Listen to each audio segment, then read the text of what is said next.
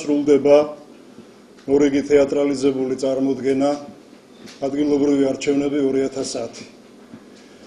პოლიტიკური სპექტაკლი, რომლის მონაწილენი ნებით თუ უნებლიეთ, იძულებით ვიყავით სუყელანი და ხელისუფლებამ ეს მოახერხა ოპოზიციის დაგსაქსვით, საზოგადოების დაბნევით. ამ პოლიტიკური სპექტაკლის ამოცანა გახდათ საქართველოს ტერიტორიული მთლიანობის დაშლის ლეგალიზება, რეჟიმისათვის ხელისუფლების შენარჩუნება კრიზისულ სიტუაციაში და დემოკრატიულობის იმიტაცია ქვეყნის შიგნით თუ ქვეყნის გარეთ. თუმცა ვფიქრობ, რომ დემოკრატიულობის ამ იმიტაციას და მასთან დაკავშირებულ ყველა დაპირებას იგივე ბედი ეწევა, რა ბედიც ეწია 2004 წელს რიხით დაპირებულ ტერიტორიული მთლიანობის აღდგენას საქართველოში. ამავე დროს უნდა აღინიშნოს, რომ ამ ადგილობრივმა არჩევნებმა ნათლად დაგვანახა ხელისუფლებას თლად საზეიმოდ არ აქვს საქმე. არც ისე საზეიმოდ აქვს საქმე, როგორიც ზემითაც აღნიშნა ამ არჩევნების შედეგები. ამას ადასტურებს 2008 წლის არჩევნების შედეგებიც და 30 მაისის არჩევნების შედეგებიც. ერთწლიანი პროპაგანდისტული კამპანიის ყველა მის ხელთ არსებული რესურსის გამოყენების, ადმინისტრაციული, ფინანსური რესურსების გამოყენების ტოტალური ზეწოლის ფონზე ხელისუფლებამ მოახერხა ყველა არსებული, არარსებული ხმის გამოყენება, ნებით მოსული თუ იძულებით მოყვანილი ამ მრჩევლის ხმის გამოყენება. მაგრამ მიუხედავად ამ მრჩევლის ნებაზე ასეთი ტოტალური ზეწოლისა, თუ დავაკვირდებით შედეგებს, აღმოვაჩენთ, რომ ამ მრჩევლის ოფიციალურად დაფიქსირებულ საერთო რაოდენობასთან შეფარდებით, რაოდენობაც რა ამ მრჩევლისა მივიდა საარჩევნო უბნებთან, ამ რაოდენობის ამ პროპორციის გათვალისწინებით ხელისუფლებამ დედაქალაქში მიიღო 27-28%-იანი მხარდაჭერა, ხოლო საქართველოს მასშტაბით 30-31%-იანი მხარდაჭერა. ეს გახლავთ მაქსიმუმი, რისი მობილიზება შეუძლია ხელისუფლებას ყველა მის ხელთ არსებული კანონიერი თუ უკანონო საშუალების გამოყენების პირობებში. ეს შედეგები ასევე ადასტურებს იმას, რომ ოპოზიციას დარჩენილი აქვს რესურსი, სერიოზული რესურსი და ამ მრჩეველმა თავისი აქტიურობით დაადასტურა, რომ ითხოვს სურსულებები და მზად არიან ცვლილებებისთვის. ჯერი ახლა ოპოზიციაზეა კვლავ. თუმცა ამ პირობებში, ამ სიტუაციაში ნაჩქარევი ემოციური გადაწყვეტილებების მიღება და ნაბიჯების გადადგმა გაუთრელად დაუშვებელია. მხოლოდ უბრალოდ რიგარეში არჩევნების, მორიგი რიგარეში არჩევნების მოთხოვნა ჩაგვაგდებს ისეთივე სიტუაციაში, რა სიტუაციაში აღმოჩნდით 2008 წელს და ახლა ჩადარებული რიგარეში, სამი რიგარეში არჩევნებისას. ეს ყველაფერი დამთავრდება კვლავ ხელისუფლების გამარჯვებით, რომელსაც აქვს შეუზღუდავი რესურსი მოქალაქეებს დაშინებით თუ იძულებით თუ გაყალბების მეთოდებით მიაცემინოს ხმა თავის სასარგებლოდ. აუცილებელია საარჩევნო გარემოს შეცვლისათვის ერთობლივი ბრძოლის პროცესის დაწყება. ისეთი სწორი პოლიტიკური პროცესის დაწყება, რომელსაც ექნება საერთაშორისო მხარდაჭერა და რომელიც არ იქნება მიბმული მხოლოდ რეჟიმის მიერ შემოთავაზებულ ინიციატივებზე. სამივე რიგგარეში არჩევნებმა აჩვენა, რომ საარჩევნო გარემოს რეალურად შეცვლის გარეშე ყველა არჩევნები თავდება ხელისუფლების გამარჯვებით, იმიტომ რომ არჩევნების პირობებს და შედეგებს წინასწარ განსაზღვრულს დებს ხელისუფლება, როგორც მას მოესურვება ისე. 30 მაისის არჩევნებმაც ნათლად დაადასტურა, რომ აუცილებელია საზოგადოებრივი პოლიტიკური ძალისხმევის გაერთიანება საარჩევნო გარემოს შესაცვლელად და მხოლოდ ამ პირობებში მოთხოვნა რიგგარეშე საპარლამენტო და საპრეზიდენტო არჩევნების. ამ მიმართულებით პირველი ნაბიჯი უკვე გადადგმულია. ეროვნულმა ფორუმმა შესთავაზა პოლიტიკურ ოპოზიციას საარჩევნო გარემოს შეცვლისათვის აუცილებელი წინადადებები, რასაც ხელი მოაწერა 10 პოლიტიკურმა პარტიამ ჯერ კიდევ არჩევნებამდე. ახლა ეს პროცესი არის ბოლომდე მისაყვანი და ჩვენ როგორც ერთ-ერთი ინიციატორები ამ წინადადებებისა და ამ ხელმოწერებისა, ვალდებულნი ვართ ხელი შევუწყოთ და ყველაფერს გავაკეთებთ ამისათვის, რომ ხელი შევუწყოთ ოპოზიციისა და საზოგადოების ჯანსაღი ნაწილის გაერთიანებას საარჩევნო გარემოსათვის ბრძოლაში. საარჩევნო გარემოსათვის ბრძოლა გულისხმობს არა მხოლოდ გაყალბების მექანიზმების აღმოფხვრას, არამედ ტოტალური ტერორისა და რეპრესიის მანქანის გაჩერებას და ეს უკეთ მოხერხდება, თუ ჩვენ ვიქნებით გაერთიანებულნი და ერთიანი. მიუხედავად 30 მაისის არჩევნებისადმი განსხვავებული დამოკიდებულებისა, ჩვენ ვფიქრობთ, რომ ოპოზიციურ პარტიებს შესწევთ თანამშრომლობის საერთო ფორმატის გამონახვა.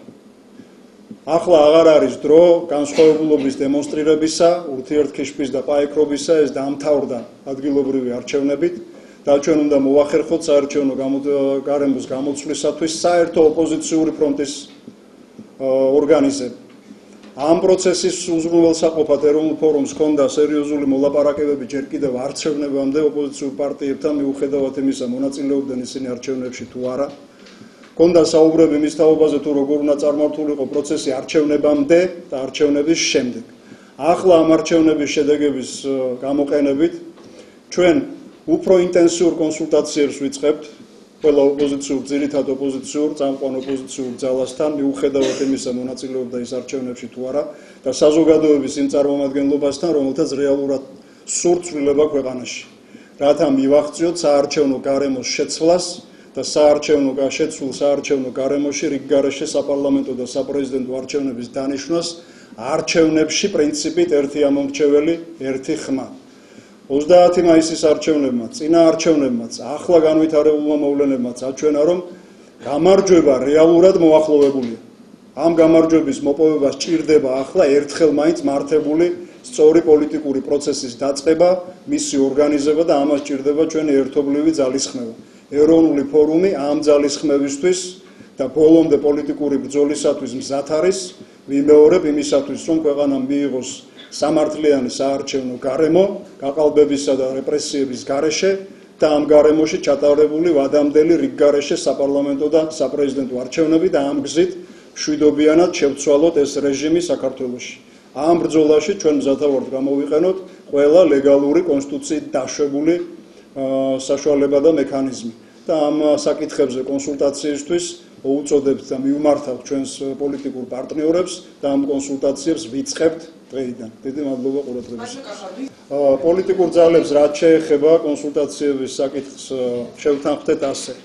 მოგახსენებთ პერიოდულად შეხვედრების კვალდაკვალ. შედგება შეხვედრა, ექნება შედეგი მოგახსენებთ, თუ რამე შეთანხმება იქნება მიღწეული იმ სუბიექტთან ერთად მოგახსენებთ, ვისთანაც მივახსენებთ შეთანხმებას, თუ არ იქნება შეთანხმება მიღწეული ცალკე რეჟიმში, ამ ამბავსაც გაგაგებინებთ თქვენ და საზოგადოებას. საპარლამენტო ოპოზიციის ერთ-ერთ წარმომადგენელს ხელი აქვს მოწერილი ჩვენს მიერ შეთავაზებულ წინადადებებზე, ეს გახლავთ ქრისტიან დემოკრატები და ბუნებრივია მათთან ამ საკითხების განხილვა იქნება. თუ ვილაპარაკებთ ამჯერად, მაინც რომ არ დამრჩეთ უკმაყოფილო, რომელ პარტიებთან, პირველ რიგში რა თქმა უნდა იმ პარტიებთან, ვინც ხელი მოაწერა ამ წინადადებებს, ესეთი პარტია იქნება პირველ რიგში. და არ დაგვავიწყდეს, მე აღვნიშნე საზოგადოების წარმომადგენლებთან, მათ შორის ვინც დაუჭირა მხარი თავის დროზე ამ ინიციატივას საარჩევნო გარემოს შეცვლისა, ეს გახლავთ სახალხო კრების მხარდამჭერთა დარბაზი, ქართული აკადემია, დამოუკიდებელ ექსპერტთა კლუბი და ასე შემდეგ. არა, ყველა -1 გულისხმობს, ფორმულა გულისხმობს მიდგომას, როცა ოპოზიციის რომელიმე სუბიექტს გამორიცხა. ამ შემთხვევაში ჩვენთვის თქვენს მიერ დასახელებული პიროვნება და რეჟიმი, რომელსაც ვეძვით, ერთი და იგივეა. ამიტომ ყველა -1 თუ ვილაპარაკებთ, ნიშნავს ოპოზიციას მინუს ხელისუფლება და ამ შემთხვევაში ვინც თქვენ დაასახელეთ, ჩემთვის განასახიერებს იმ ხელისუფლებას, რომელსაც ვეძვით 2004 წლიდან. ოპოზიციის მარცხის მიზეზი ბევრი რამეა. ჯერ ერთი ის, რომ პოლიტიკური სტრატეგიით და აქტიურობით, თავისი ქმედებით კვლავ გვაჯობა ხელისუფლება. მან მოახერხა ადგილობრივი არჩევნების შარშანა შემოტანით, ოპოზიციის დაგსაქსვა, იმ პროცესის გაჩერება, რომელსაც ვიწყებდით ზაფხულში და შემოდგომაზე უნდა დაგვირგვინებულიყო სერიოზული შედეგით. გარდა ამისა, ხელისუფლება 1 წლის განმავლობაში ატარებდა ფაქტობრივად წინა საარჩევნო კამპანიას, თუმცა ამაზე არ ერქვა წინა საარჩევნო, მაგრამ ყველა რესურსის გამოყენებით ატარებდა ამ კამპანიას. ოპოზიცია ნაადრევად დაეთანხმა არჩევნებში მონაწილეობას და არ დასვა პრინციპულად და კატეგორიულად საარჩევნო გარემოს შეცვლის საკითხი და ეს პირობა არ იყო მისთვის გადამწყვეტი არჩევნებში მონაწილეობის მისაღებად. შესაბამისად, ხელისუფლება აღარ იყო ვალდებული რამე შეეცვალა, ვინაიდან იცოდა, რომ ოპოზიცია მაინც მიიღებს მონაწილეობას არჩევნებში.